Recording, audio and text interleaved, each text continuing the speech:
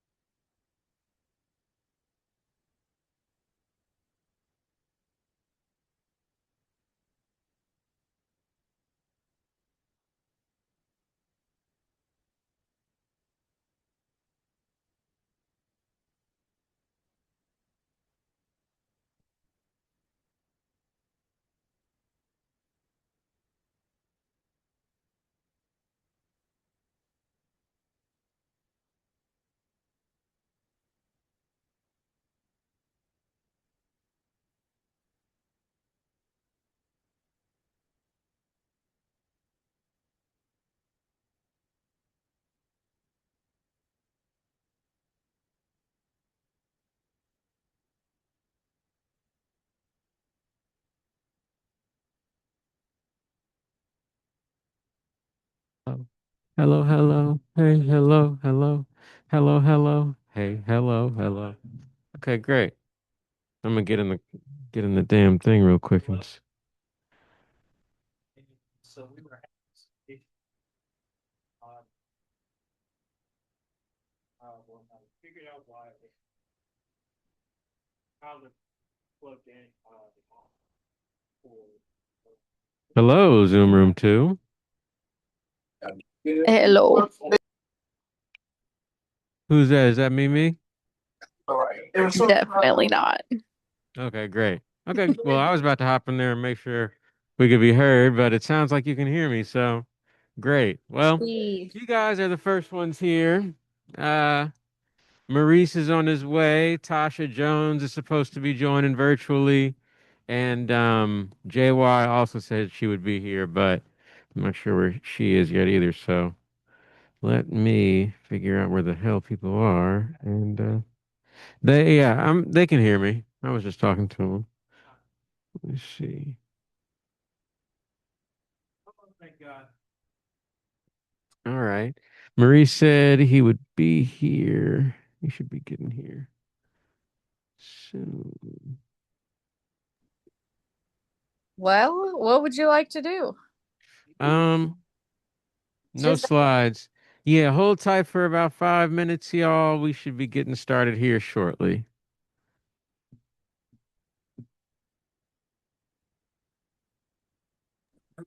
and wants to know if you're having fun.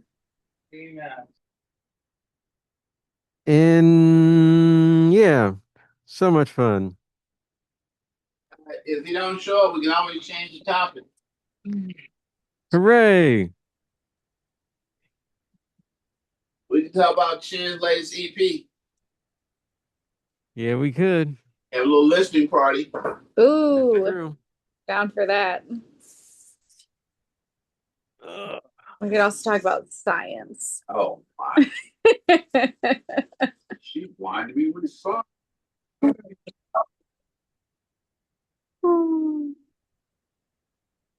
You had the conversation.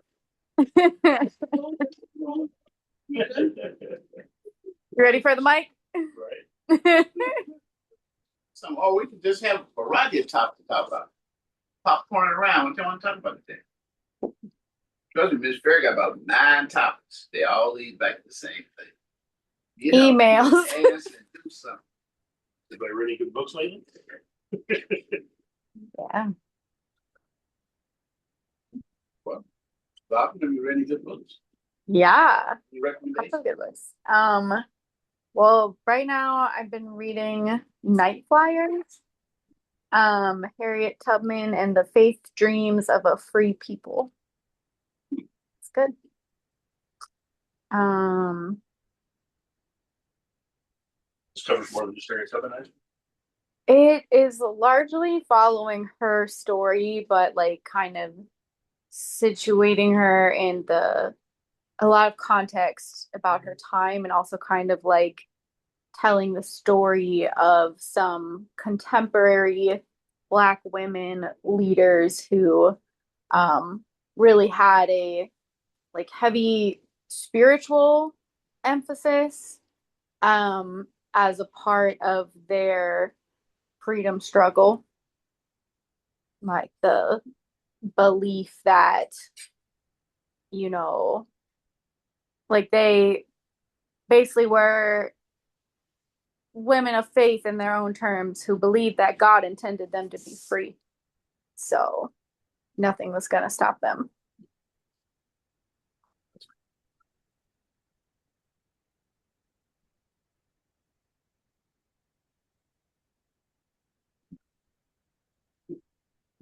And also like it talks Rajani, it's Rajani, definitely let him know about what we here just to talk went about through. family.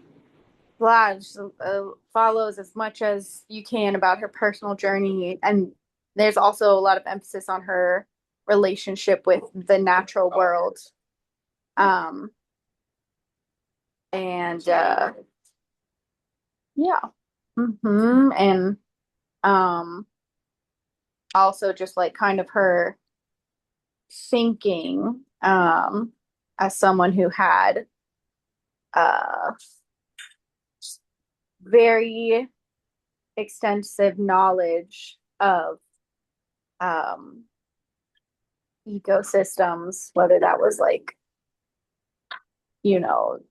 the quote unquote natural environment, or, the human ecosystems around, industrial, context. Um, yeah, yeah, it's very interesting. So the part I'm maybe like a third of the way through, so she is still like basically a teenager, but has lived through so much, and is still living under enslavement.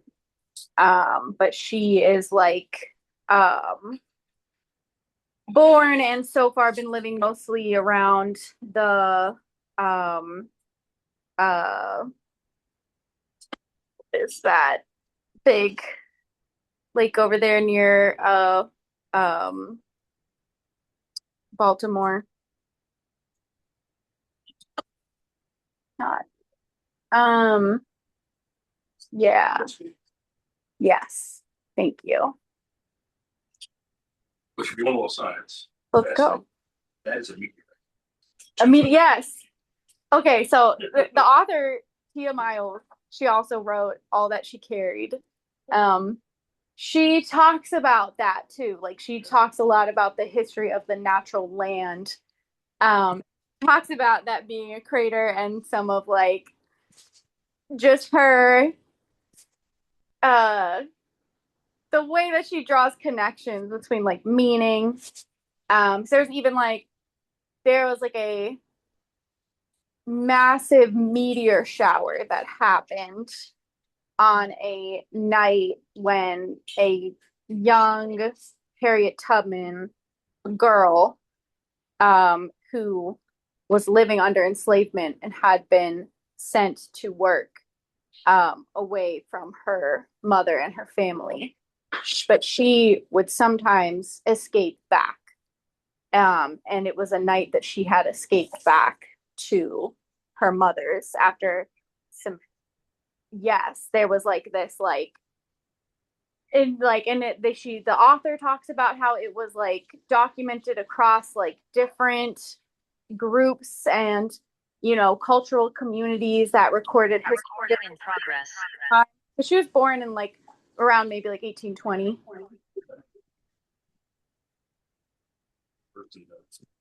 In the sky that could be Yeah.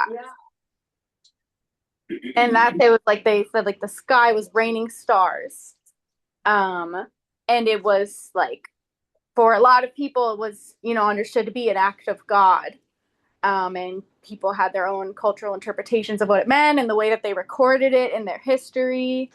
And it's very interesting the way that the author like draws on meaning that people make through a spiritual lens and a cultural lens, and just like the freedom struggle. And What book is this? Night Flyer. Night Flyer. Interesting. It's very interesting. And so she, as she's like setting up some of like, the journey of, and well, so she's actually born, Araminta was her name, and they called her Minty for short, which was a fun fact that I had very much enjoyed. Um, what a beautiful name, and Minty. Okay, so Elected Harriet Tubman. yeah, I haven't gotten to that part yet. But so, as she's like, the author is painting the story of the world that Araminta lived in, she relates it all to like the natural landscape, which was very, important and full of meaning. And she even relates it to that, the Chesapeake Bay being like a meteorite crater. And I don't know, Yeah, she explains it way better than I Did you could. say how you found that book? How you got put onto that? Um, I think it was recommended in a few places. But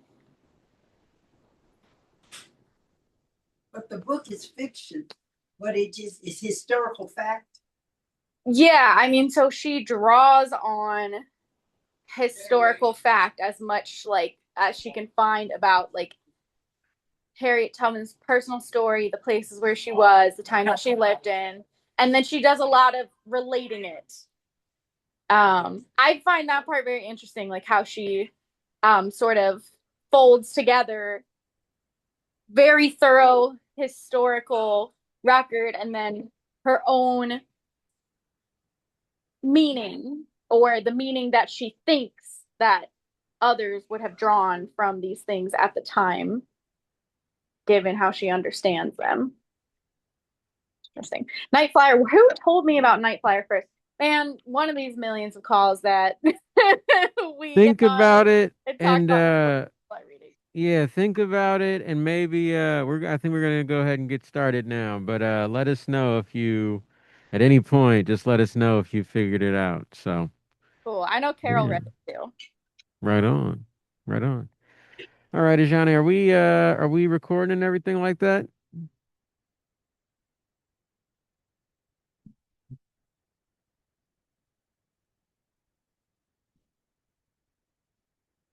What?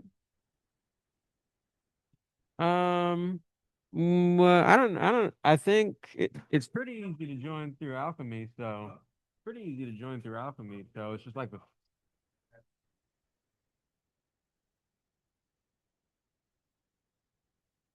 what? All right, Johnny, let me know when we're recording.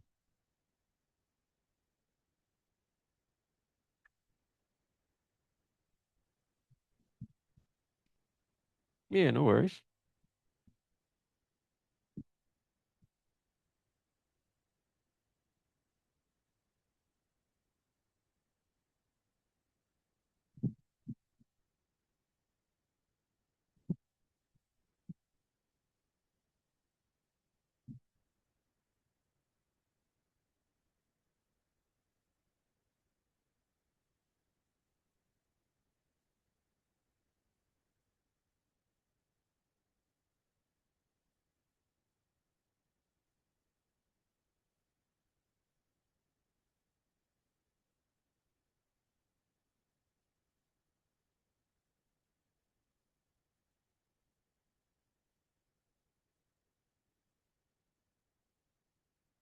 Interesting. Did she join which I gave her the you sent her to Alchemy? Yeah. Okay. Maybe hold on. Yeah, let's maybe send her the Zoom link then and try again. But yeah, I joined from I went in and joined from Alchemy just to see and it was pretty. Hey Marie? Yeah. When we get done, can you let me know what channel you sending her to join? Yeah, I sent her what Chen sent me. So it was alchemy.kepler.org. Alchemy.kepler.org. Yeah, we're live streaming right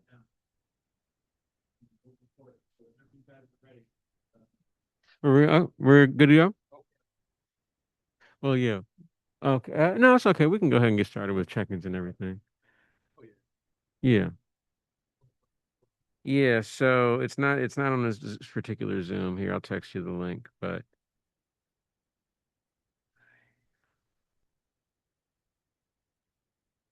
hey JY. All right.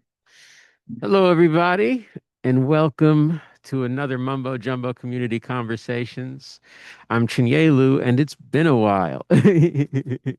Yeah, welcome. It's a special fifth Wednesday Mumbo Jumbo. We don't have a fifth Wednesday every month, so today is not going to be one of our regular 4E Mumbo Jumbos. It's not going to be necessarily empowerment, economy, education, or environment. Hopefully, it's a mix of all four. But We are joined here today by Maurice Broadus, by January York, by Tasha Jones, by Sally Broadus, to talk a little bit about it's MoCon week, y'all. MoCon kicks off tomorrow, so we're here to celebrate that here a little bit early.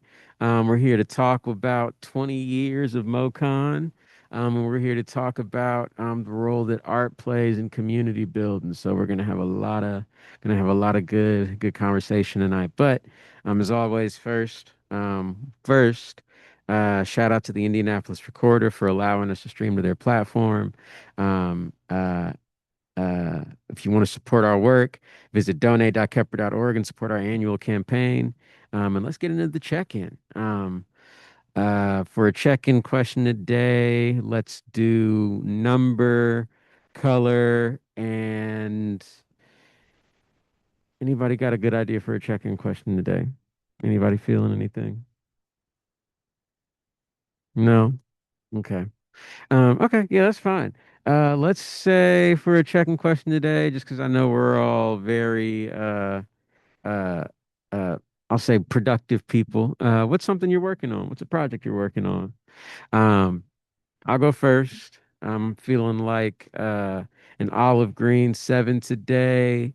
And I've been working on a comic book project about the history of the near Northwest Side. So that's the Riverside neighborhood, that's the Highland vicinity neighborhood, really just that whole I learned recently that it was actually once called the United Northwest area or something like that, but basically that whole neighborhood that surrounds MLK Street. So that's what I've been working on. And I'll pass it to Maurice.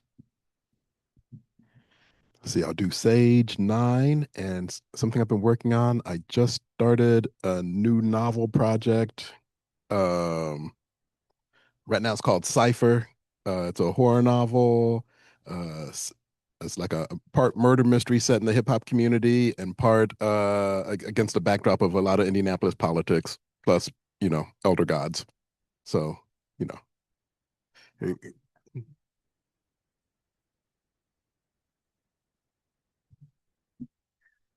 I am an invisible zero, and what am I working on? Nothing. Um, I should have a cooler answer than that. Um, I am working on the art of not losing my mind. Yeah, and it's definitely artsy. Okay. All right, I'm Sally, and I'd be an orange, probably an 8, and I'm working on organizing my photos on my computer. So that's a big project. Pass it on to you. You're doing your number, your color, and what kind of project you working on? Oh Lord. I am Uzuri. You said number 7. Feeling very purple, obviously, today. And what am I working on right now? Lord, everything. Um, I'm working on finishing the last bits of my poetry canvases for this weekend for MoCon. So that's why I'm late.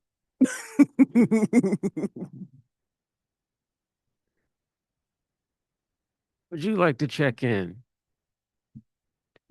Number, color, and then just a project you're working on, any project you're working on. Oh, yes, of course. Piece 8, purple, and I guess I'm just learning music right now. Tech team.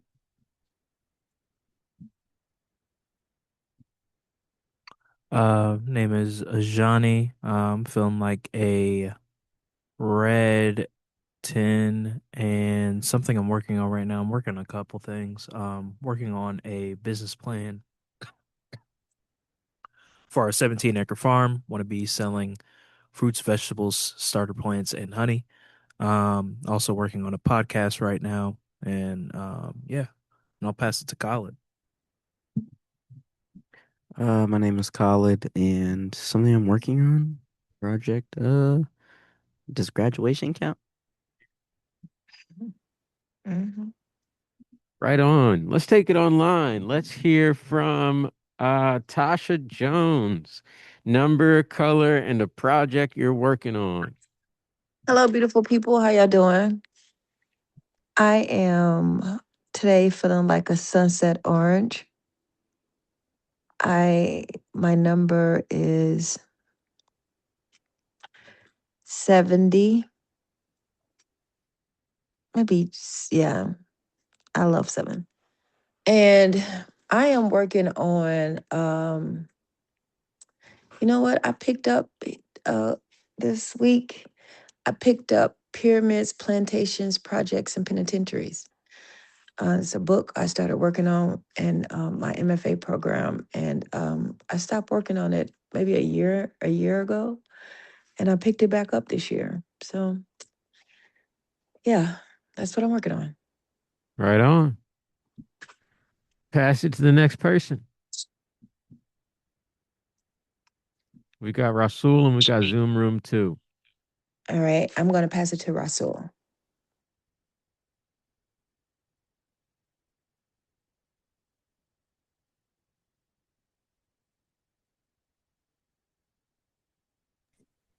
We'll come back to Russell. He's gone to his phone, but we're here. The Boulevard crew here, Zoom Room 2. Pepper crew. Alvin, feeling like a yellow 10. Let's check what we're working on. I'm working on a vertical planting barrel that waters itself to grow some food. That's the missus. And also my attitude. And your attitude. That's a hard project. Yeah. That was easy. Okay, I'm yellow 10, and I am working on making sure I don't miss any. I am really working on making sure I don't miss any of the growing good in the hood garden event. Every Thursday at 5:30, we have gardeners that come over to make our 21st Street community garden just fabulous. And I don't want to miss them working out there and seeing it develop. I am truly shocked that you did not say emails. That was, are you okay? Okay. Yeah, I'm working on it. Greetings, y'all. Mimi here. I'm feeling like an Opal 7.77 and definitely always working on myself and my mental models.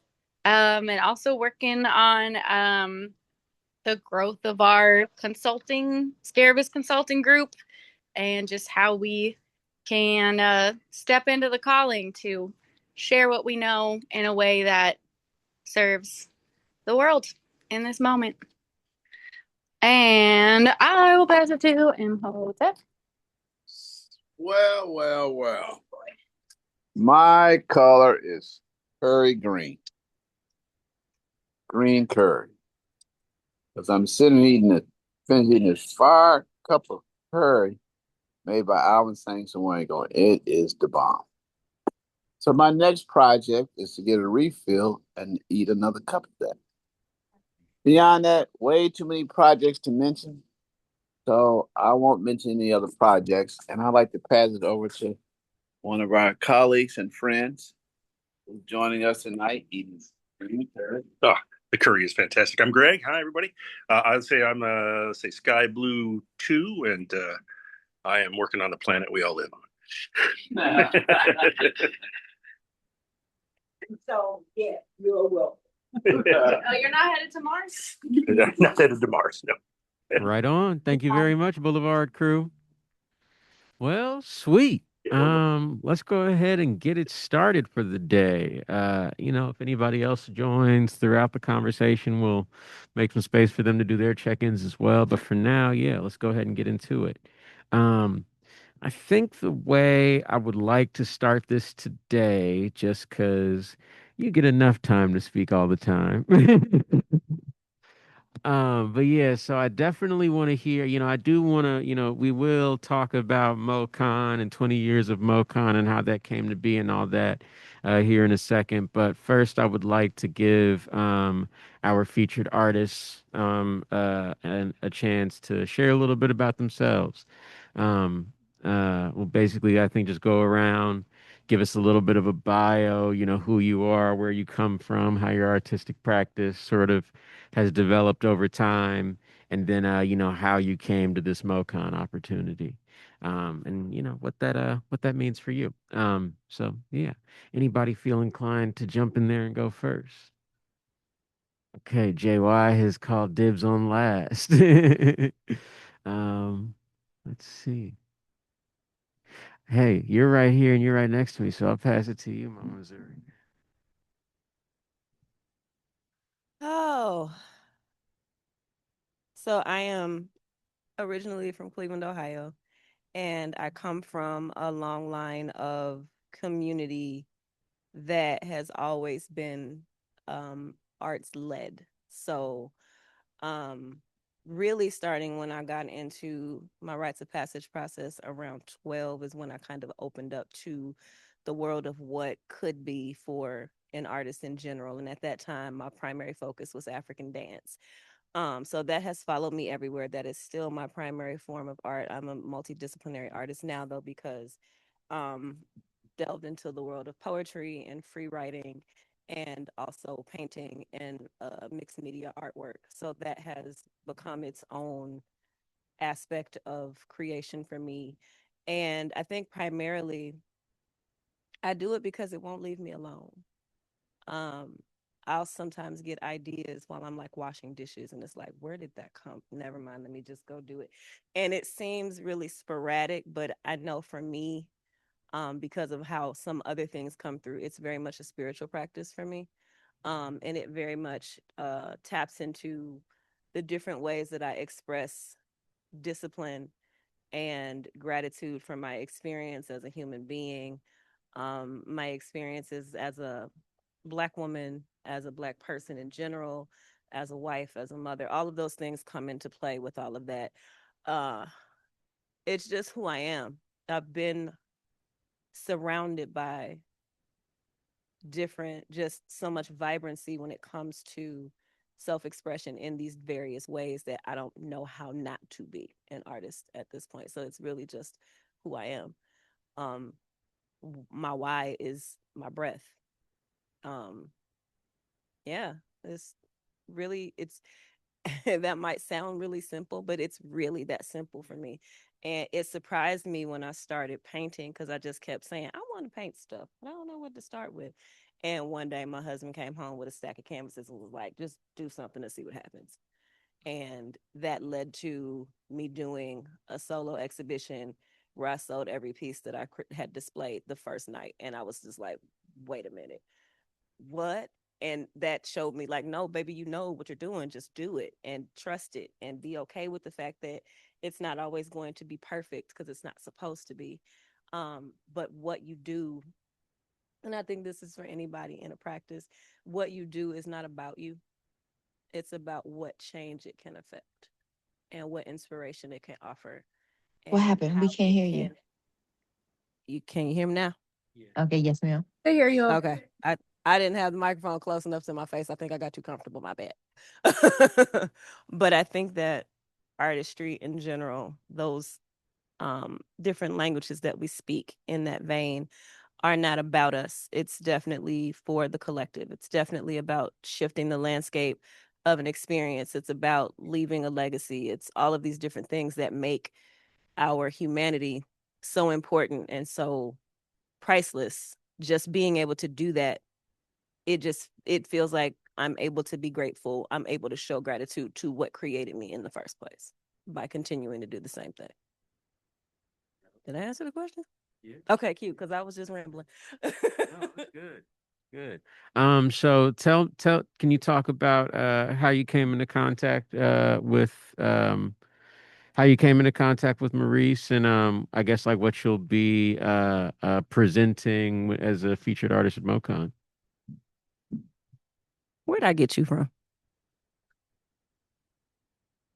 I don't think that I remember the first time that I met you. I just remember once I met you, you weren't not a person that was always around.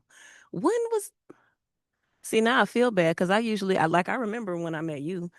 I remember all our origin stories. That's weird. But I think that the most impactful moment that I've had with you was a conversation on my couch. Oh, okay. Well, you know exactly what I'm talking about.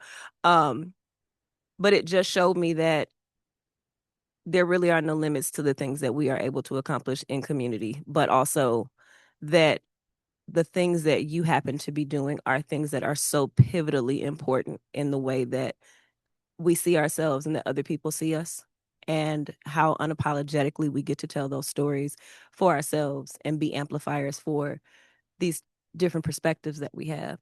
Um, I actually performed last year at MoCon with my African dance troupe, so that was fun. And then he invited me back to read poetry. Was it the next day? The very next day, just on a whim. And that wasn't the first time that I read out, but I don't do it that often, so I was a nervous wreck. But it worked and it felt really good. And so I've continued to write and I've continued to seek opportunities that feel good to share that piece of me in space. Um, I just it's such a amazing uh gesture to the rest of us to create that space for writers and for creatives in general to be able to be who they are and talk about how well they have shaped their own professionalism in those different veins, and being able to be an expert on our culture in the ways that they have walked their own paths. So this year, I'm presenting visual art and poetry. I might be reading. I don't know if that was confirmed or not, but I'm definitely displaying a few pieces and enjoying the festivities because it's a good time. Yeah. Right on. Thank you very much, Azuri. Let's hear from you, Tasha. Tell us a little bit about who you are and how your artistic practice has developed, and then yeah, we'll go from there. Cool beans. Thank you. Hello, beautiful people again. Um, I started off solely as a writer. I wrote I wrote poems that essentially healed me first and then shared with the world because it's bigger than me, right? Um, but in the writing, I kind of felt that my work was geared toward people who had been hurt, abused, neglected, molested, raped, um, negated, or out, right? Just like outcasted. And so most of the work was a healing work. It was work that allowed you to be, it was work that allowed you to be free. It was work that um, did not shy away from, asking yourself questions about remembering who you really are, right? Like getting to the core of the you. And then over time, um, meeting people in Indianapolis, meeting other writers who were just very instrumental. I think Crystal Rhodes was very instrumental in my work in the very beginning. She was one of the writers who just told me and taught me how to own myself. Just like uh, if you want to write and if you want people to know what it is that you're writing, then learn your work. And she really really helped me hone that thought process. And then Sister Mari Evans was very clear in regards to, the way a writer becomes a writer is just keep writing, right? And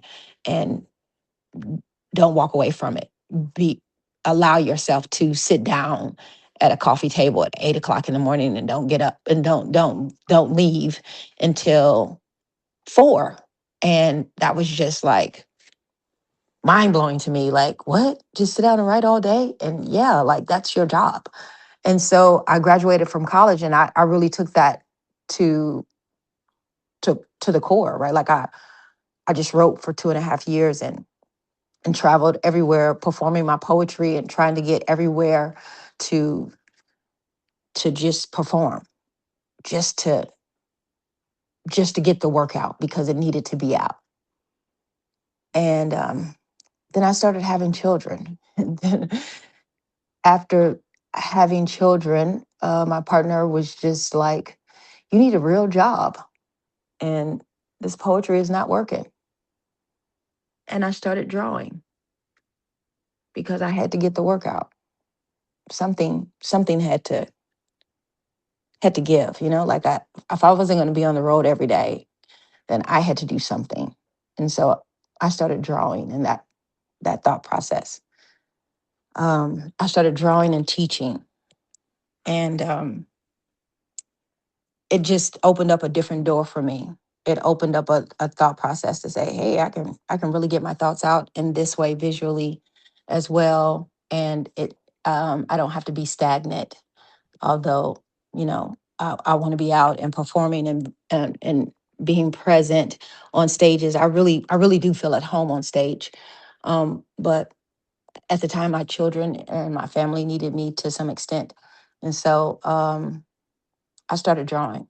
And most of my drawings I just kept in my house, like I have a lot of work in my house. But last year, I was having a conversation um, at the storage gallery and was like, oh, I think I want to show my stuff. And myself and January decided to do a show there. And that was the first time I've ever shown any of the work that I've ever been working on. And sometimes my thought process is, it could be a little bit political, a lot political. And so I was always afraid to let, what I was drawing out because most of my work is juxtapositions, right? Like the way Black people have seen themselves portrayed by propaganda. I kind of reverse that in ways, right? And show white cultures that way. Um, and and sometimes it could be, I don't know how it could be for other people, but for me, it is what it is. And sometimes I wonder if it would be so easily shared if other people of other cultures saw themselves the way the media tries to portray Black people. And so a lot of my work is juxtapositions. Here for the 20th, though, I've been trying to really just tap into Black joy and really just show this thought process of loving who we are in the fullness of who we are. And so the work that I'm going to show this weekend is more about ancestral kings, queens, Black women, Black joy. And so, yeah, I want to see what that looks like full fledged. And so, I don't want to ramble, but yeah, that has been my process. If I couldn't be on the stage, then I had to do something with my art, and it, I was blessed enough, and I thank Most High for allowing me to say I can do anything I put my mind to, and I just sat down and started drawing. Um, and what happened though, in regards to this show and how I got involved, is that Maurice came to the gallery exhibit that January and I did called Danger Us Free. And he saw some of the work and said, I would like for you to be a part of MoCon as an artist. Would you be willing to do it? And I was honored to do it. When I moved back to Indianapolis a couple of years ago, I started coming to Cafe Creative, and just to be around a community of people who were artists. And I was trying to find my place and try to figure out where I belonged. And the door was open and welcoming, and in the thought process, um, this extension of visual art has opened another door for me here in the city. And so that's how he came to Danger Us Free, saw some of the work and asked me, could I be a part of this event? And I said yes. You said you moved back to Indianapolis. Where'd you move back from? I was in Boston, What took you out there? PhD program. Yeah. Oh, and you did mention your master's as well. Could you tell us a little bit about some of that? Well, I did my master's at Butler. That's interesting. Let me just back up a little bit. In this community, my father was, a big community organizer. So I am the daughter of Reginald L. Jones, and he was a big community organizer. He was the director of the Skill Center. He was a lifeguard. He was the first lifeguard, black lifeguard at Broad Ripple Parks, and he ran the Douglas Pool. And so I grew up knowing a lot of people. I grew up knowing just in the community, knowing a lot of people. And so my parents allowed me to practice art in regards to that, but education has always been big in my house. And so we got pushed to learn of ourselves and to go into academia. And so at the height maybe of me performing poetry in Indianapolis, I applied to Butler's MFA program. And then I got accepted into Harvard. And so I left Indianapolis and deferred my time at Butler. And then in my last year, or I thought was going to be my last year because I ended up taking a 2-year break. What I thought was going to be my last year at Harvard, I signed up. I called in my deferment and went into um, Butler MFA program because it was COVID. And so I could do it online. So they allowed me to do the first 2 years online. And so I was in the MFA program at Butler University. And that was an experience for me because it was tough. I had to almost find myself all over again at Butler. I had to I had to remind myself who I was because I almost felt like um I almost feel like you have to know who you are going into this thing, because sometimes the university itself and or people within the university system can try to break you if you're not careful. And I went in as a performance poet, and they accepted me as a performance poet, right? And I had to remind myself that I'm a performance poet the entire time. And it's not that I can't write on paper, but I think that that was the most breaking thing. I think I was more prepared for Harvard than I was for Butler, which was interesting. So my work has always been about language, about us finding ourselves, about us going on a journey. And again, the I started this work in regards to pyramids, plantations, projects, and penitentiaries, and I I held fast to it because I know that that was the trajectory that my family was on. Right, I know that my family is from Ethiopia, and that there is royalty in our blood. My father's side is from Ethiopia. My mother's side is from Nigeria. And here, we went through that whole gamut of being from pyramids to plantations to projects to penitentiaries. And that was our route through the transatlantic slave trade. Um, and so I had to make sure that that work and me trying to find myself in that work and not get lost in the thought process of having to fight for it was something that I needed to learn, and Indianapolis has always made me learn more than any other state, in my opinion. But it was good. It was a learning experience, and in the interim, me coming back here, my father passed away of cancer, and so then I had to learn how to do this on my own, right? Do it all with my father as an ancestor and not necessarily being present. And so this last 3 or 4 years have been just a revival, I guess, of me coming back to the core of me and learning who I am, and not being afraid of being who I am. And that's kind of a different experience when you walk away, when you leave 100% sure, and then have to come back and say, I don't necessarily know where I am or who I am and where I belong. And I think this whole time around, I had to do that. And so I'm actually just now coming to this point where I'm 100% confident today right now of who I am and what it is that I am doing and why I'm here and purposed. And Yeah. I think Butler took me around the mulberry bush with that. I went to Butler for my undergraduate degree, so yeah. I can vouch. It'll do that. It'll do that for you. Yeah, Yeah. yeah. Yeah. Thank you so much, Tasha. Actually did want to before we go to JY, I did want to take one step back because I remember you said you were from Cleveland. Okay, can you tell us about what brought you to Indianapolis? I'm not from Cleveland. I'm from Oh no. Indianapolis. I'm sorry. I Oh, was okay. talking to Okay. Sister Okay. Azuri. Cool. Cool.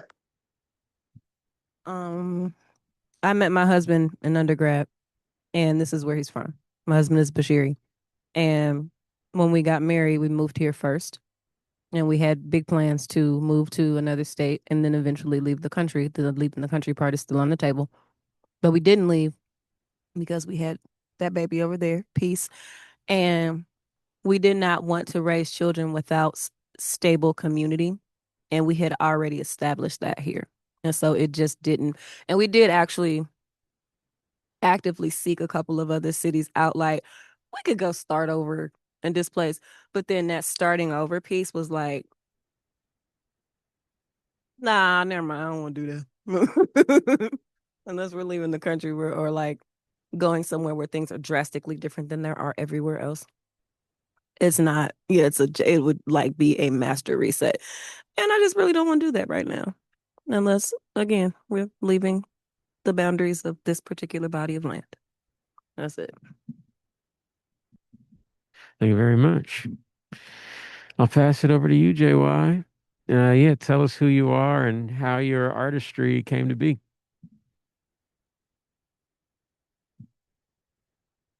Hi. Um, I've been trying to think of an answer this whole time, and let's see if I remember any of the things that I thought of. Um,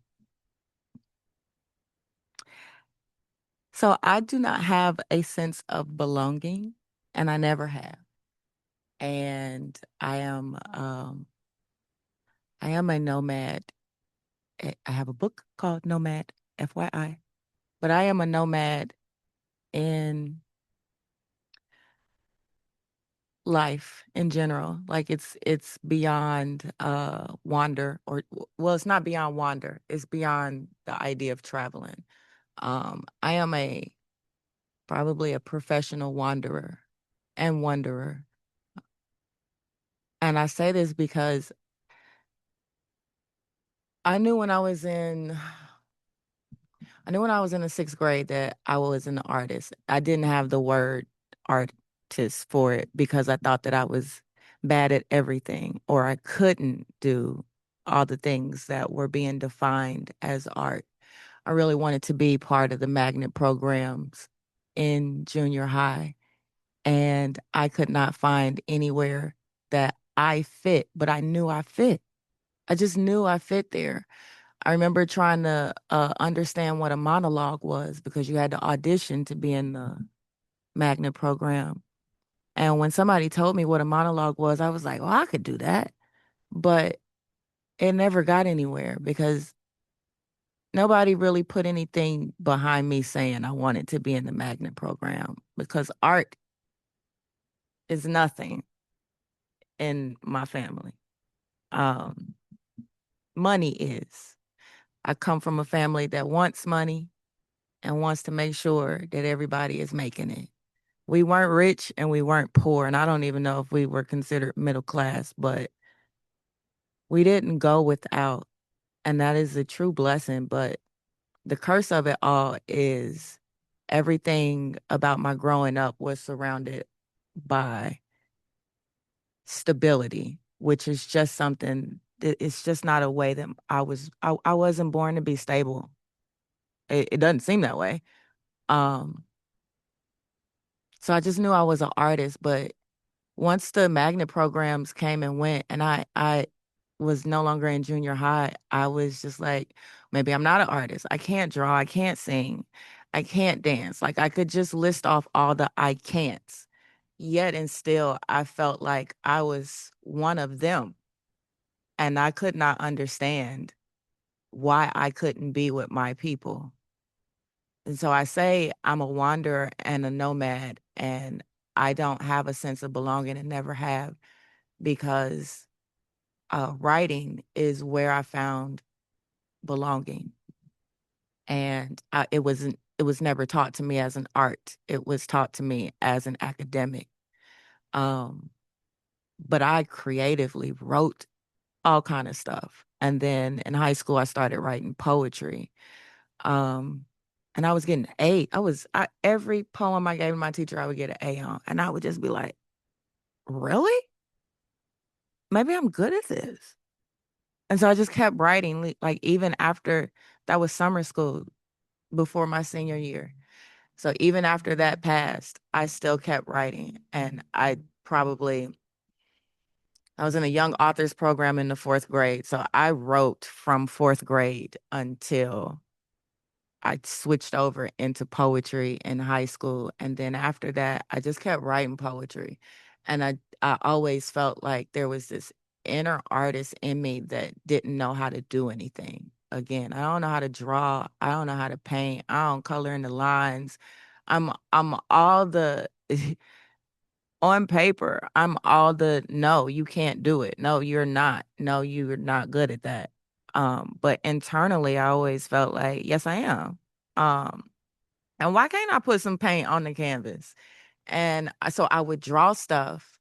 I can't freehand draw anything, but I can zoom in on a particular picture and never lose my gaze on that picture, and I can copy it. But it has to be something that I can look at and can tell that I can copy it. So I can't copy that picture over there on the wall. The brown picture, can't copy that at all.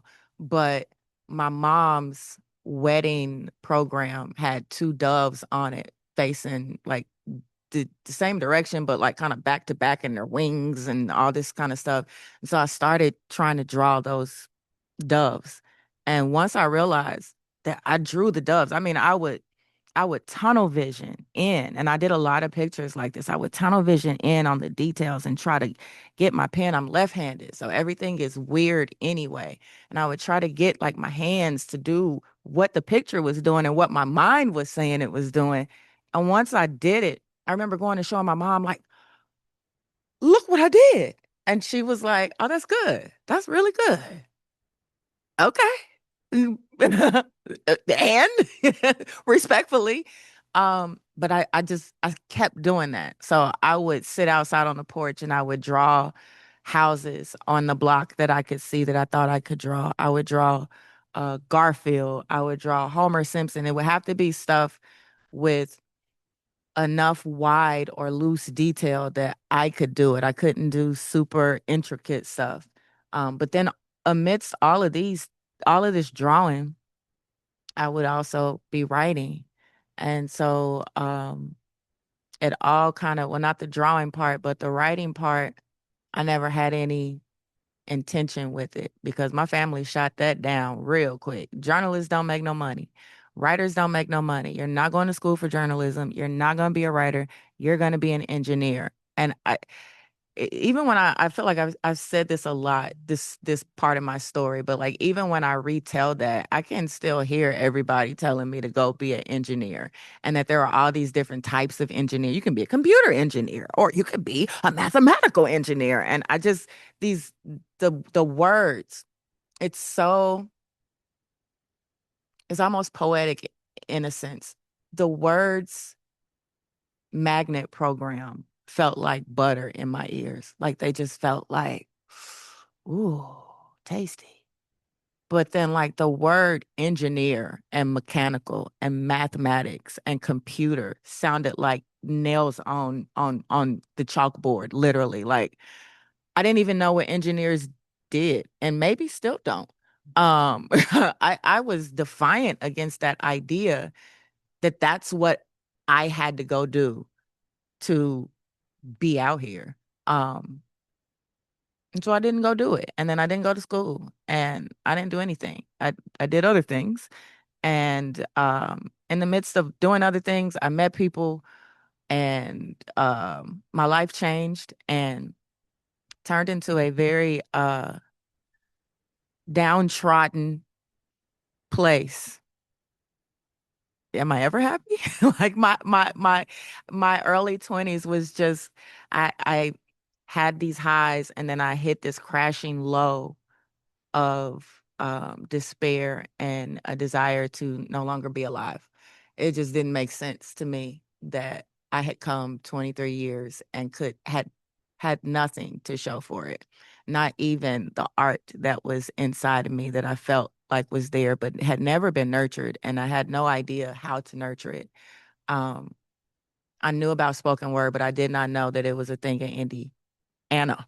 I was gonna say Indianapolis, but Indiana in general. Like I really thought that was a TV thing and that was a New York thing.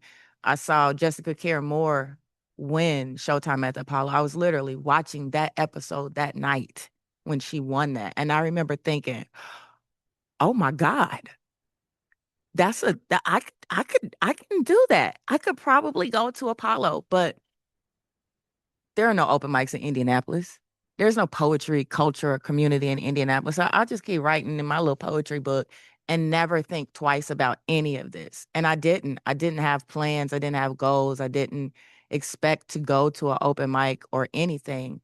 Um, my grandfather died, and I did a poem at his funeral, and I was told by somebody as I was walking away from the podium that I should come to Caribbean Village because they did poetry every Thursday night. They had an open mic, and I wanted to go from that moment forth. I had never spoke in front of anybody. My grandfather's funeral was standing room only.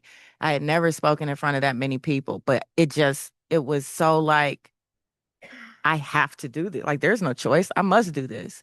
And so to get done with it and this man to stop me and say, come to our open mic, it was like, it finally hit me. We have one of those places here. So now I want to go. But this was my club days, my fun club. You go get shots and dance at the party club days. So the people that I was hanging with were not trying to go to no open mic. And I kept trying to get people to go to Caribbean Village with me, and everybody would just be like, but the Vogue, okay. Um, and I would always get the Nouveau paper and look to see if Caribbean Village was in the list of happenings in the back. And it would always be there, but I didn't go. Long story short, my friend Shakira Hardy, who I've known since I was 3 or 4 years old, um, she was my club friend. We used to go to Club Lotus downtown all the time. And then one night she was like, I want you, we're going to go somewhere different. So I got dressed up like I would normally get dressed to go to the club, and she takes me to the Cozy downtown, which was an open mic, a very poppin' open mic, that I had no idea had even been there. But we walk in this room, and I was instantly like, like ah, it was like, oh my God, they're doing it here, and not just they're doing it, like they're saying it, and they're saying whatever they want to say, and I want in on this, man. So I just became very relentless with myself that I wanted to just do it one time on the mic. And being a shy introverted person, I had no plans on doing it more than once. I just was like, I just want to do it once. um and I did, and my mom came with me, and almost didn't make the list because it was the end of the night, but my mom made sure that I got on that list. And the rest, poetry wise, became um, history, so to speak. I gravitate and gravitated towards performance from that moment on for the last 23 years, because it was my sense of belonging being answered. Um, I got family out of it. I got love. I got new perspectives. I got an opportunity to use the sheltered voice that really was at her end. I was able to be alive, and I had not known what that was like before.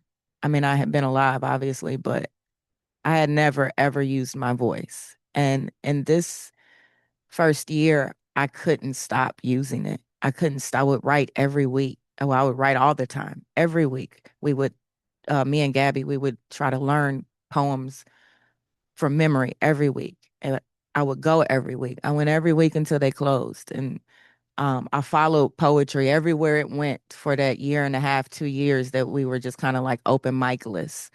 And when it opened up at Midtown up the street, I was there every week. And I just kind of blossomed into I just kind of blossomed into a safe space where I wasn't afraid and my voice wasn't afraid to live amongst everybody else. And I have not had that many experiences in life where I have that feeling outside of poetry, even to this day. And to this day, I probably have safe spaces, but I don't trust much anymore. Um, but I trust poetry with all my heart. I really do. And it has been my lifesaver, my lifeline. It has gotten me through, gotten me above, gotten me beyond. It is the reason I've seen so much of the world, and I haven't even seen that much of it. But I had no idea that I even could leave or that I could speak or that I really truly existed. So that's what I've done. And I've taught it. I do workshops. I feature. I host. I push people to read in their features because who gonna check you? Steal your words. I've played by the rules. I've broken them. And I've tried my best to carve my own lane and my own space in poetry, um, no matter how far it did or didn't go. And I wanted to be America's Next Top Spoken Word artist, but then I spent a little time trying to do that, and I realized I know I didn't. No, I did not. And so, in a transition space, like I guess the one I'm in life right now, where I'm trying to figure out what is next with poetry and myself and performance art, which is something that I adore doing and being part of. Um, I'm not very seen in real life. Kendria is not very seen. She's very zero invisible.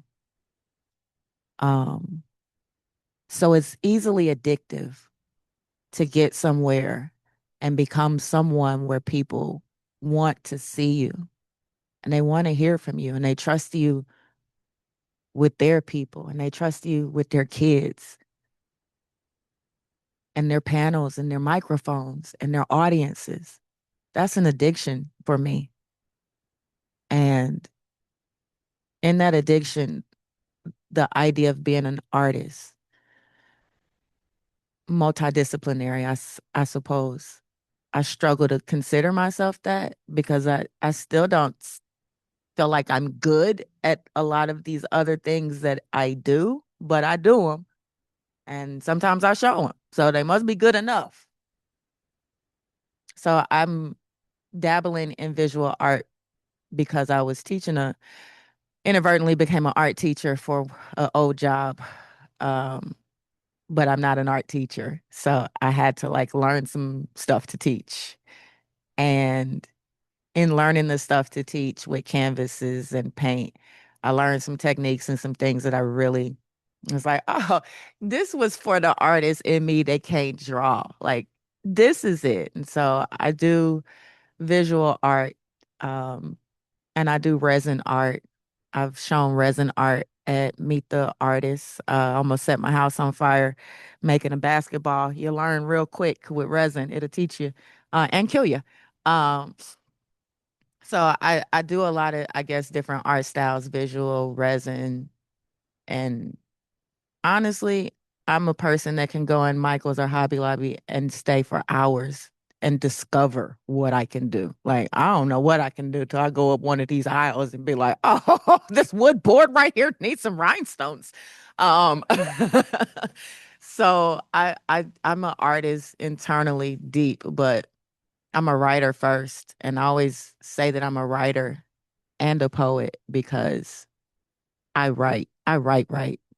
And I don't just write poetry, but poetry is my first love of writing and my favorite thing to write. But please believe she writes all the things, all of them. And she leaves Maurice hanging on stories sometimes, but she's working on getting better. Just, yeah, I have a story that I'm supposed to have completed with Maurice, but more on that when the time comes. But yeah, I've rambled enough. So that's me in a nutshell. Oh, I'm presenting visual art on canvas. So, one thing about canvas art that I learned from doing the Danger Us free show with Tasha, was number one, you play with too much gold foil and you'll end up wrapped up in it like a cocoon. That's one. Tasha knows. Uh, and number two, I am, I'm, I can do some things and I can execute some ideas, but I'm not necessarily going to always love them. And then if I don't love them, but it's time to present, then what do I do? So I presented two pieces at our show that I didn't love, but I liked the concept and the idea and the look of them, but I just didn't love the execution of it. I did two bird cages, and the whole time I just was like, these damn bird cages are crooked, and that's really bothering me. I ain't say it to nobody out loud. I ain't need to bring no attention to what I don't like, but it kept bothering me. But two canvases that I showed were out of molding paste. And that's something that I learned to work with my day reporting boys in my old job was working with molding paste and all the cool things you can do with molding paste. So the canvases that I'm showing are going to be they're going to have molding paste incorporated in them. So they'll be kind of, or not kind of, perhaps 3D-ish, I guess, so to speak. And they are representing breath and I guess journey and wandering, peaceful wandering though. Yeah. Thank you very much. So let's hear from you now a little bit. Um, Same question as the others, just whatever you want to give us about how your artistry came to be, but then tell us a little bit as well about MoCon, and what it means for you to be doing year 20 now after all that. Well, I mean, my writer's journey is pretty much sounds like it touches on a lot of people's stories. Is I was writing from an early age. I think it started in second grade, just constantly writing, constantly writing. So I was basically always reading and writing during all my classes from second grade on. So I'm sure there's several grades that I'm sure I'm supposed to learn something, but pretty much all I can remember is I was doing writing through all those times. To the point where I think by high school they were giving me my own curriculum, my own assignment. My English teacher would give me my own assignments because writing just wasn't a challenge for me. It was just, they do that. I've realized now what they did because now that I am a teacher, because they like would give an assignment to write like a 15-page term paper where they expected that to take the whole term.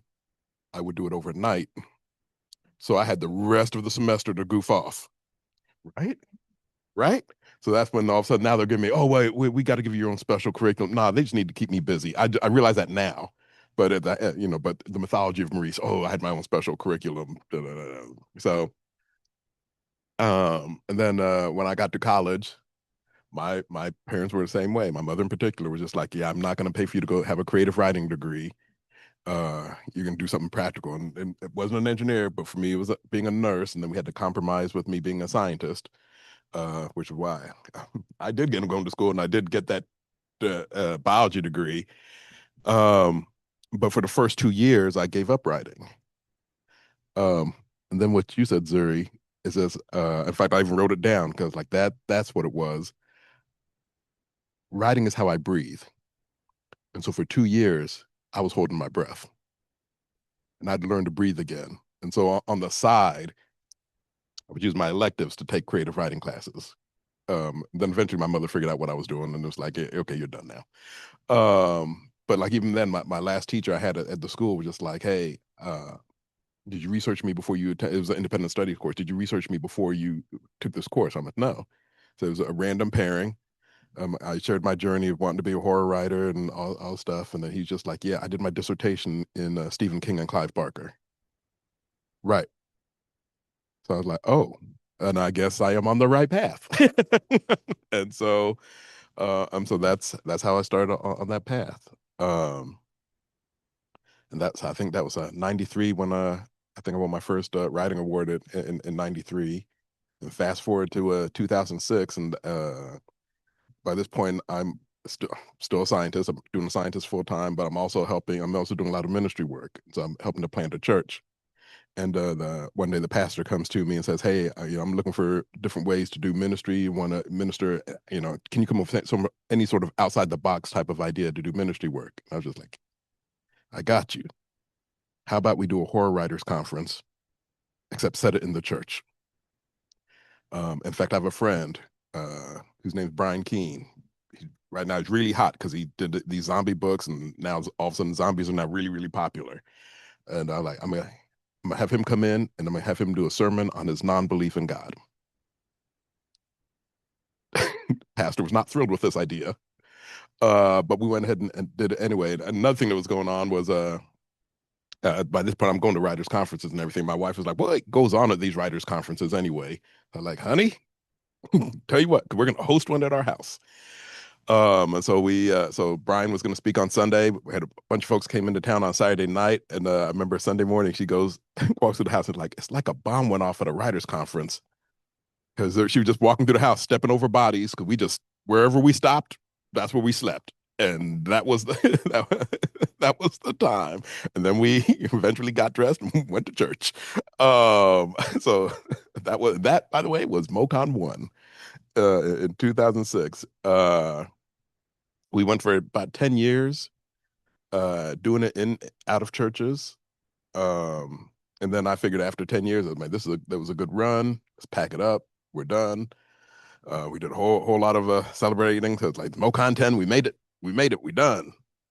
Put it away. We skipped the next year, but by the year after that, people were just like, "Hey, we want to go back to church." And then I was like, "Well, I don't want to do that, but we'll just do we'll just do an event at my house." And I think we called it No Con because we weren't doing any convention or anything. We just didn't do a No Con. But then we had I think like 40 or 50 people showed up. Some of them camped in our yard. Oh, it was ridiculous. And we were just like, at this rate, we could just do MoCon again. They were like, "That's what we're saying." Uh, they did. They tented in our backyard. They were so happy to be doing that. It's so ridiculous. Um, and so we brought back MoCon, but we didn't want to do it through the lens of the church anymore. By this time, I was working with Learning Tree and working with Capra, and so I was like, what would the idea of doing this in a community space look like? So when we brought it back through Switchboard, and which, as ironically, was actually a renovated church. Um, so I was looking back, that was still a good transition point for us. And did you feature that first year? The first year we brought it. That's right. That's right. I remember that story now. And JY, we did. I wanted to incorporate more because our second to last MoCon was my first time delving into the poetry scene. Linda Addison was our special guest, and I'm like, well, if Linda's here, she's a poet. We probably ought to bring in other poets. But I don't know any other poets. So I had some friends, connect me with some poets. So that was good. But then when those poets, I was just like, hey, yeah, JY, you want to feature at MoCon? And she graciously agreed. Um, and then that became so now we developed a new rhythm for MoCon. It's like it's deeply embedded in community. It ties together some of our community partners, and I wanted to highlight some of our community artists, and that was and also support Black businesses while we are doing that. I remember that was the first time we worked with Nicole Kearney, as a matter of fact. Um, And so that's how we brought back MoCon. So and then now we're here at 20 years later. Whew, 20 years later, doing the thing. Tell me a little bit about, and then, well, actually, before I get into that, I'm curious. Anybody from the Kepler crew, Sully, anybody got any questions that they want to ask any of the artists here? Questions about anything that we've talked about today so far?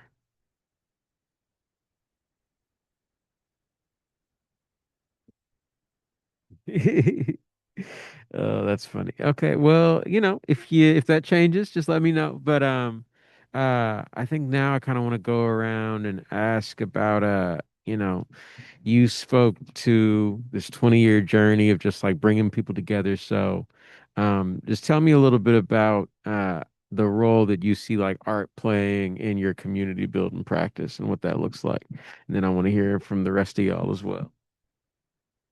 So the role of art in my community building practice. Um, well, I mean, I tell people, I'm just a writer. That's it. I'm just a writer. Um, and so for me to even process what that means, I have to write about it.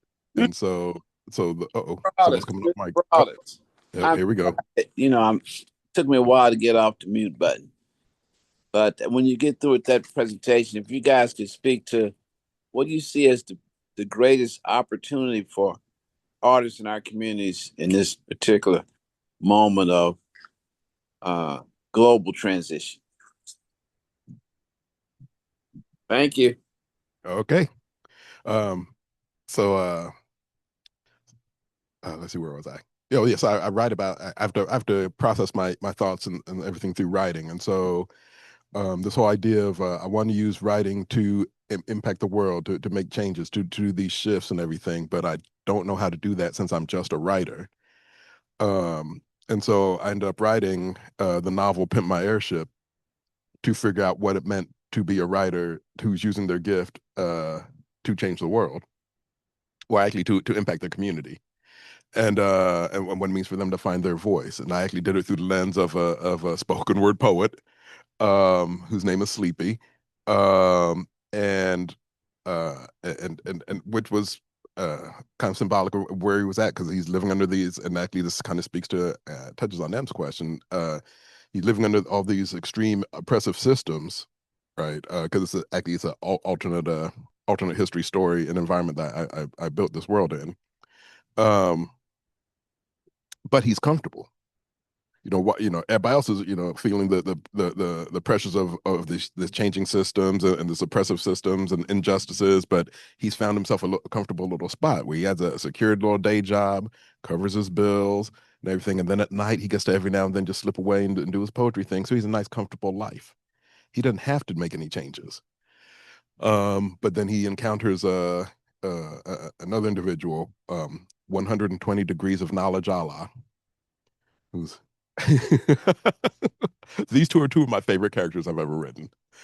And but Knowledge Allah challenges him, challenges his paradigm about how he's using his gift, the importance of his voice, and the importance of raising up voice in community. And then hijinks ensue as they go about that journey. But that became basically the model of my art practice. What does it look like to be deeply embedded in community? What does it look like to listen to community voices? What does it look like to be accountable to community? All these things were just sort of woven through the book, as Sleepy is challenged, and then obviously leaves that state of being sleepy to being woke, which was, back then not a pejorative. And actually still not a pejorative. I'm not letting them win that battle. Um, and so what does it look like to be awake to the injustices of the world and to then use your voice and your gifts and your talents to make a difference? And it doesn't have to be world changing, it just be in the spot where you're at. Just to make those little differences, and those things add up. So that becomes it for me.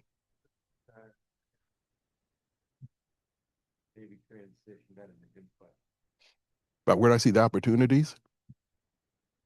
Um, I mean, I think what we're doing right now is an opportunity. I mean, when I look at MoCon overall is that MoCon is literally what we do. It's friends find excuses to work together, right? And if I can spend other people's resources to do that, even better.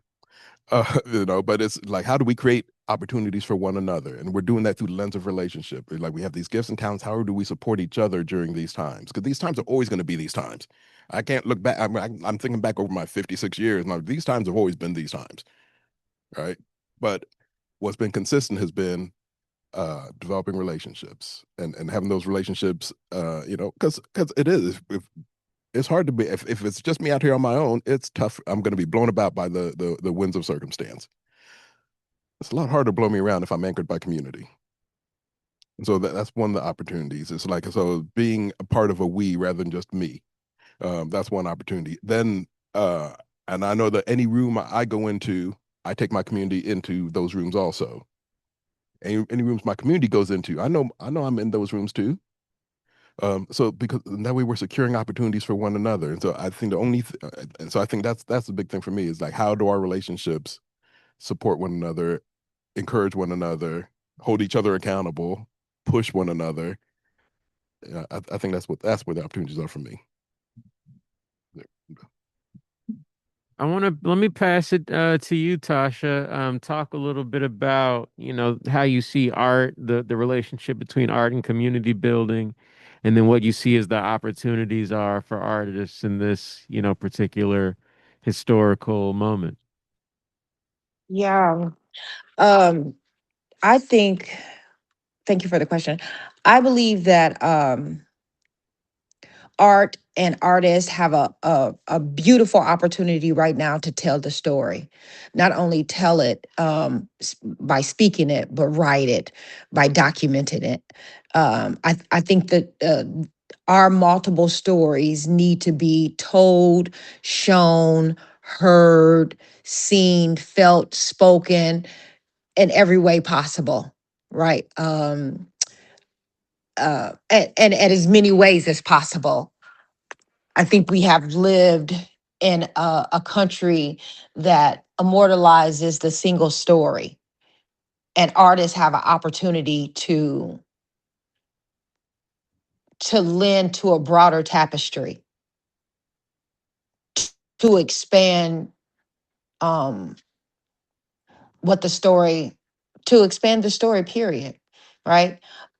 Beyond speaking about what is happening globally, but more in tune with Black artists and Black people, I think it's imperative for our stories to be documented. We have this beautiful ability to pass stories down from generation to generation, and those stories need to be written so they can be kept and indexed and survived. So I think this is a perfect time in the world as it is now to document our stories through every medium possible. Through every medium possible. Social media, movies, music, fashion, art, um, journalism, books. We need to sit with our elders and write the stories. Just sit down at the feet of our elders and ask them to tell us about a certain day and write the story, draw the story. And painted it across the sky. You know, wear it on a t-shirt. I think that this is the perfect opportunity for that.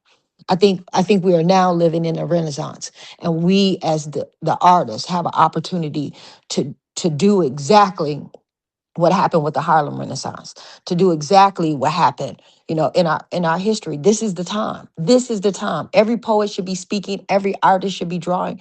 It is so much happening right now that the stories have to be told. So I think that is the biggest opportunity right now for all artists, is that the stories must be told, and everybody should tell them. Right? Tell the part of the story that you could tell, and it needs to Yeah. be told. Yeah. Yeah. Right on. Thank you very much. Mhm. I'll pass to you, Sister Azuri.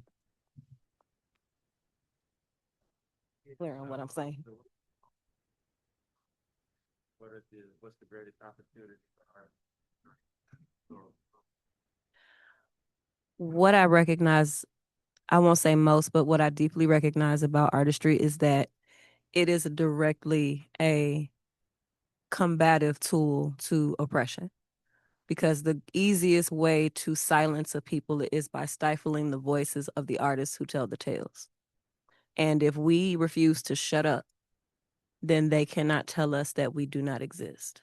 You cannot be told that you're not visible and believe it because someone else is not telling you the truth. We are mirrors for one another. We stand in position to be loud enough and vocal enough and colorful enough and intentional and relentless enough to say what needs to be said because we channel things that are not ours. We have messages that come through us. We have things that we have to say or we have to do or we have to create, like they will keep us up at night because we've been charged with such a calling. I can't even give it a ranking. It just is a necessity in existing. We do what we do because we're supposed to. We do what we do because we're being obedient to our paths. And in terms of building community, just being diligent enough to be who we are and be vocal enough with whatever that vocality looks like, whether we're painters or we're dancers or we're writers or we're, culinary artists, whatever that looks like, as long as we decide that we're going to continue to do that thing, even when there's people saying, well, we don't need that, or that's not important, or that's, you could be doing something else. The something else is this, because if I don't do it, who will? And like Tasha said, there's a necessity for archiving our truth because somebody will write that for us with no problem and write us completely out of it if they so desire. And we have a responsibility not to let that happen, just like those who came before us who took that same responsibility that inspires us to do what we do now. I think one of the greatest opportunities that artists have in this moment is the ability to show that this is not all there is, that the hopelessness that can fester, that the seeming lack, the constant barrage of how horrible it's getting or how many things can go wrong and how much worse. We don't have to see things that way. And we have the ease of responsibility, however difficult our journeys happen to be able to say, look at this stuff. Look at this thing I made for you or us or myself, and it happens to help you. We get to stand in a position that says that this is not all there is, and we have more, and we have plenty of it, and we won't stop, and we don't have to, and we don't let fear dictate the output. We don't let fear decide the outcome. We don't relent in advance. We don't give up because it looks bleak. There's no time for that, even when it is as hard as it could possibly be. And for a lot of people, it is as hard as it could possibly be, seemingly, in these moments. But then there's always something. There's always one more thing. There's always another breath. That's another keystroke. That's another paint stroke. That's another pen on another piece of paper or whatever, another note sung, another step on the floor. There's always one more moment until we give up. And we as artists don't give up because we know that that's not just us that we're giving up on. Community comes hardwired in what we do. It may not always seem that way. It may not always come out that way. It may not always be the initial understanding, but over time, when you develop something and you continue to beat on that craft and you continue to put things out, even if it's bad to you, the fact that you're doing it shows other people that they don't have to quit.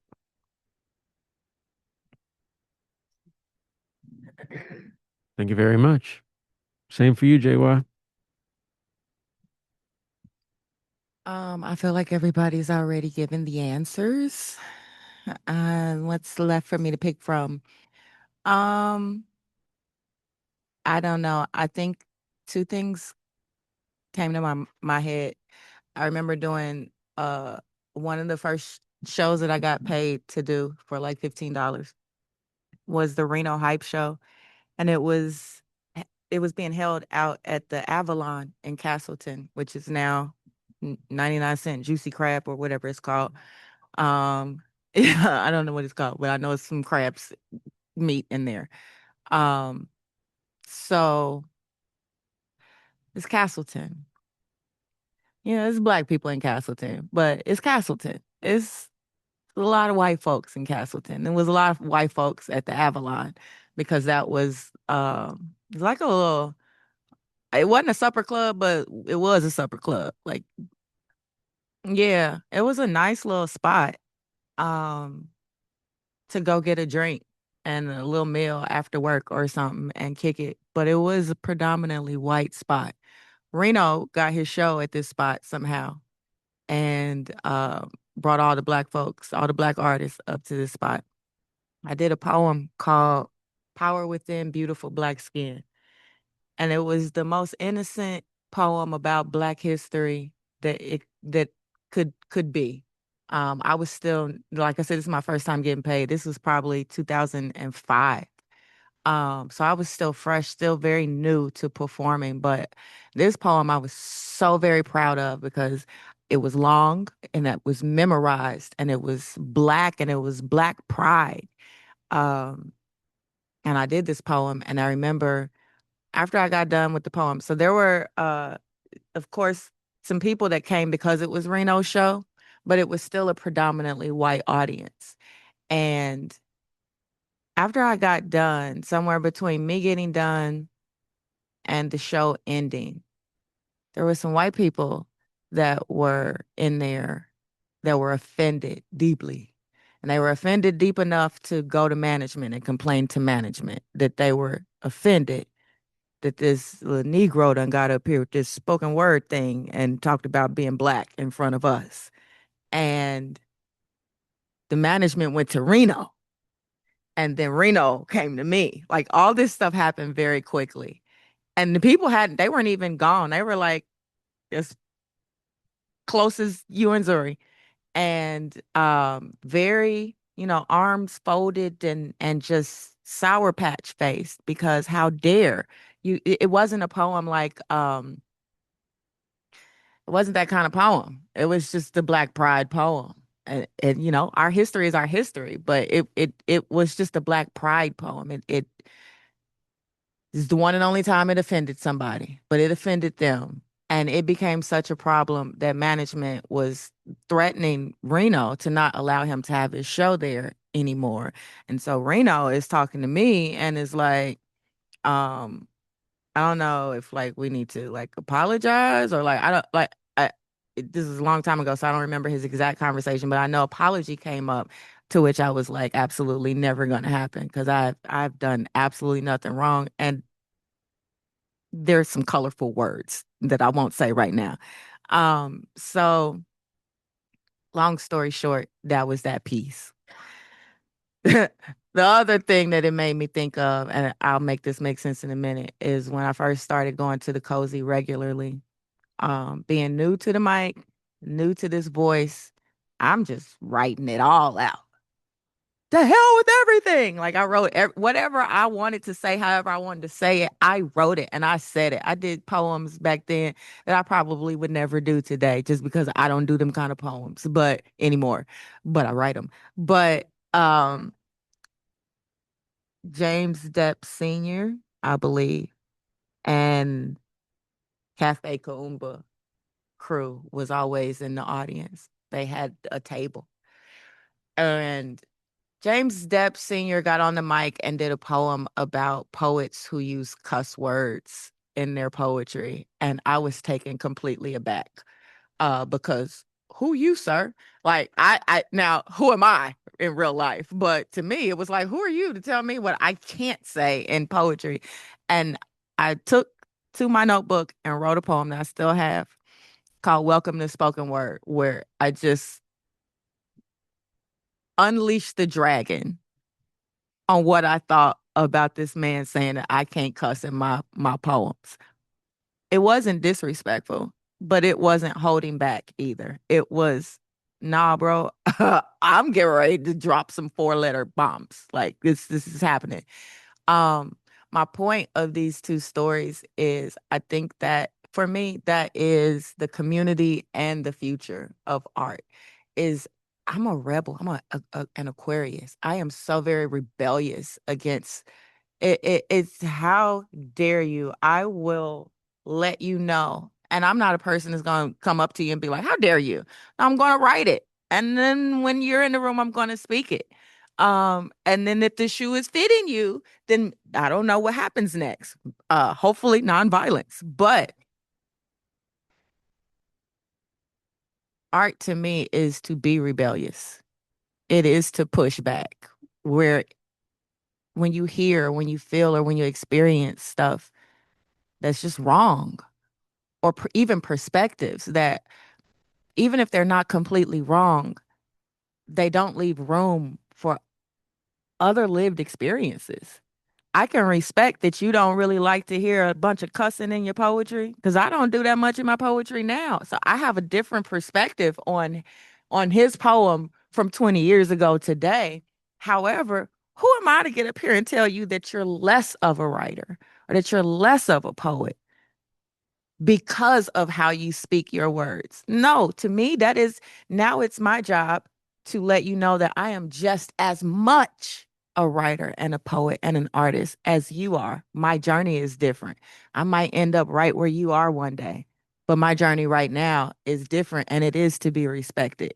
And so to me, that's what art is. This is my journey. This is my lived experience. This is our human experience. And I'm going to speak about it. I'm going to draw about it. I'm going to pull your senses, either one or all five or several at a time. I'm going to pull them into this lived experience because some of this stuff that you've been hearing and reading about, either it's false or just not really covering the full details, or it just doesn't include me. And it should, because I'm here, I'm alive. And to me, what is the future? The future is not letting our art practices die. As technology continues to grow and morph and turn into all the things we all hate and we all use at the same time. Like our goal, or maybe not goal, our job to me is to speak truth, to speak life, to speak love, or speak with love rather. Because you ain't always got to speak love, but speak with it, and to not let it die. When I look at poetry, we if the poets and the performers of poetry were not on their P's and Q's right now, if we were not doing workshops, if we were not in classrooms, if we were not spreading words or doing stuff in the community, poetry would easily fall under the fold. It will go under the current, not because it's not important, but because our society is completely different now.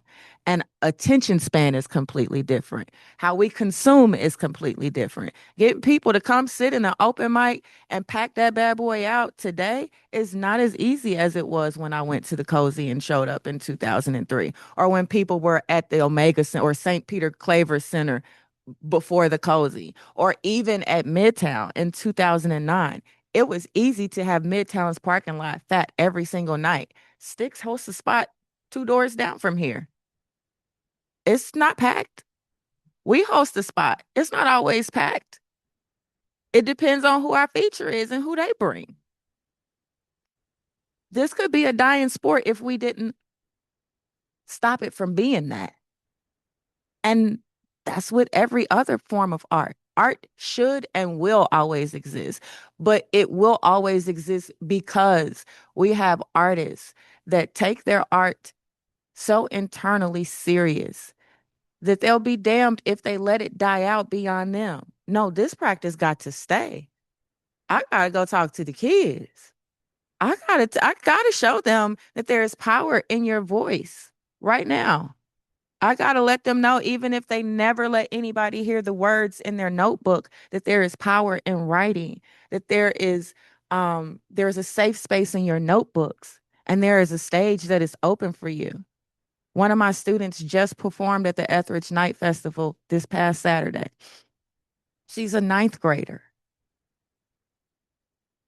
What injustice would I have done her I've been with her for this whole semester. I know she's a poet. I know she done performed in front of her school. What injustice would I be doing her if I didn't offer her the opportunity that I had literally in my hand? And not just her, but her friends. And not just her friends, but whoever she goes on in life later on to pull in. That to me is our job. It's just to not let it die. However, we gotta morph and move with the changes. We just got to do it. But don't let the foundation of it die. Don't let people release the pens. Don't let people release the notebooks. Don't let people release their dance shoes. Don't let, because all the spaces cost so much, we can't have dance class. Well, okay, I live on 37th and Graceland. Looks like dance class is going to be on 37th and Graceland. Okay. Guys, pull it up. Okay. Pull it up. We're going to beat feet and we're going to move body. We gonna write in these notebooks. We gonna grab these canvases. Y'all said nobody in here can draw. Bet we gonna do pouring paint. All you gotta do is pour it and twist and turn the canvas. Let's see what you got. Everybody's is gonna be different. Just choose your colors wisely, because I'm not gonna let you lose the idea that art matters, that writing, that dance, that singing, that these things matter, and they matter outside of TV, outside of pop culture, because pop culture will lead you to believe. I listen to the Joe Budden podcast faithfully all the time. I've heard them talk about spoken word, like spoken word. Oh, you're a rapper. You are a rapper at heart. You are a poet, or are you not? So I see where the stuff can die if we're not careful, if we're not intentional. And quite frankly, we are to surround ourselves as artists with other artists and other community members that want the same thing, that don't want to see it die. That's MoCon. Yeah, right on, right on. Well, yeah, so it is 7:50, so we are at time. So I think that's a great place to end it for today. So thank you once again to JY, Sister Azuri, Tasha Jones, Maurice, for being here tonight, for sharing your perspectives and your experience with us. You can catch all four of these people this weekend at MoCon. Maurice, tell them how they can learn more about MoCon and get involved. You can learn more about MoCon. You can go to mauricebroadus.com /MoCon. There's a MoCon tab on the Maurice Broadus site. It'll give you all the details about where we're going to be, but we'll be kicking off tomorrow evening over the Ujamaa Community Bookstore.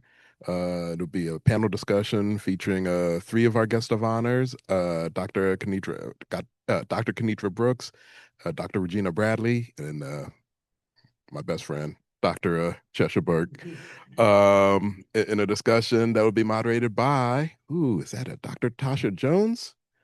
Will be handling the moderation. So looking forward to spend time with everybody. And thank you all once again for tuning in to Mumbo Jumbo Community Conversations, Fifth Wednesday series. Once again, my name is Chinyelu. I've been your host, and thank you very much. Shout out once again to the Indianapolis Recorder for allowing us to stream to their platform, learn more about the Kepler Institute and the work that we do on our virtual community platform, alchemy.kepler.org. That's also where you can access all of the future Mumbo Jumbo sessions, as well as many, many courses and resources about a variety of topics: entrepreneurship, agriculture, art, etc., etc. And lastly, if you want to support the work that we do, if you want to support if you want to support Cafe Creative, if you want to support Alchemy, if you want to support all of the work that we do to help, boost and strengthen and make space for our community, visit donate.kepler.org and support our annual fundraising campaign. And that's our show tonight. Have a good night, y'all. Thank you for having me. I appreciate the opportunity. Thank you. Thanks, y'all, so much. Thank you, Tasha. All right. Night, everybody.